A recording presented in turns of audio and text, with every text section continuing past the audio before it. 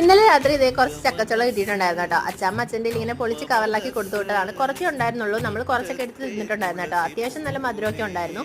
കോഴിയാണെന്നാണ് പറഞ്ഞത്, പക്ഷെ കണ്ടു കഴിഞ്ഞാൽ നല്ല വരിക്കച്ചക്ക പോലെ ഇരിപ്പുണ്ട്. നല്ല മധുരം ഉണ്ടെന്ന് കണ്ടപ്പോൾ എന്നാൽ പിന്നെ ചക്ക ഒന്ന് പുതപ്പിച്ചെടുക്കാമെന്ന് കരുതി കേട്ടോ. നമ്മളിവിടെ ചക്ക ശർക്കരപ്പാനിയൊക്കെ ഇട്ട് വേവിച്ചെടുക്കുന്നതിനായിട്ട് ചക്ക പുതപ്പിക്കാന്ന് പറയുന്നത്. നിങ്ങളുടെ നാട്ടിലൊക്കെ എന്താ പറയുന്നത് കമന്റ് ചെയ്താൽ മതി കേട്ടോ. സാധാരണ നല്ല പഴുപ്പത്തിയ ചക്കയ്ക്കാട്ട് ഇത് ഉണ്ടാക്കാറ്. ഇത് നല്ല വിളഞ്ഞ ചക്ക ആയതുകൊണ്ട് തന്നെ പെട്ടെന്നൊന്ന് വെന്ത് കിട്ടാൻ നല്ല ചെറിയ കഷ്ണങ്ങളൊക്കെ ആയിരുന്നു അരിഞ്ഞിട്ടുണ്ടായിരുന്നത്.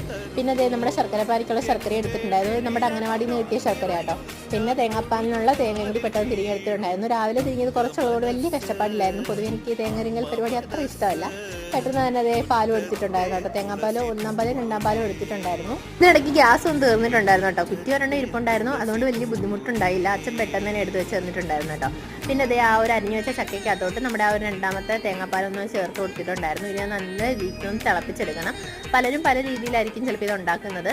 അങ്ങനെ എന്തായാലും ഇതേ ശർക്കരപ്പാനി നല്ല രീതിക്കായിട്ട് വന്നിട്ടുണ്ട്. അതിനൊന്ന് അരിച്ചെടുത്ത് അതിനകത്തോട്ട് ഒഴിക്കണം, ഇല്ലെന്നുണ്ടെങ്കിൽ ചിലപ്പോൾ മണ്ണ് അരിക്കും. അങ്ങനെ എന്തായാലും അത് ശർക്കരപ്പാനി ഒഴിച്ചിട്ട് അതിനത് നന്നായിട്ടൊന്ന് തിളപ്പിച്ചെടുത്തപ്പോഴത്തേക്കും ചക്കയൊക്കെ നല്ല രീതിയിൽ വെന്ത് വന്നിട്ടുണ്ട് കേട്ടോ. അതിലോട്ട് പിന്നെ ഞാൻ 2 ഏലക്കയും കൂടി ചതച്ചിട്ടിട്ടുണ്ടായിരുന്നു. പിന്നെ നമ്മുടെ ആ 1-ാമത്തെ തേങ്ങാപ്പാൽ കൂടി ചേർത്ത് കൊടുത്തിട്ട് നന്നായിട്ടൊന്ന് തിളപ്പിക്കാൻ വെച്ചു. ഇനി ഇത് കഴിയുമ്പോഴത്തേനും കുറച്ച് റവയും കൂടി ഇട്ട് കൊടുക്കുന്നുണ്ട് കേട്ടോ. ആ ഒരു റവയും കൂടി ഇടുമ്പം നമ്മുടെ ഈ ഒരു ചക്ക പതപ്പിച്ചതിന് ഭയങ്കര ടേസ്റ്റ് ആയിരിക്കും. നല്ല രീതിക്ക് പെട്ടെന്ന് തന്നെ കുറുകിയും വരും കേട്ടോ.